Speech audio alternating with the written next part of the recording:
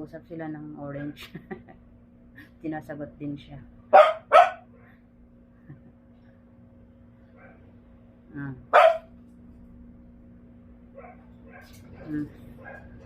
Wala si bata.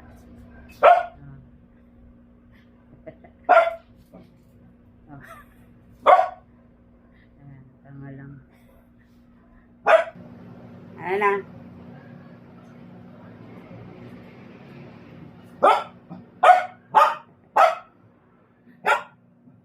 Sabi niya, hindi daw to boy. Saki! Taki-taki! Ano yan? Ano ba si bata? Seryoso pa yan. Ito daw yung tamang laruan. So, hindi yon. Good point ang bata. May point naman. Hindi daw laruan kasi yon. Orange kasi yan. Nahulog kasi sa plastic. Ayan daw ang laruan.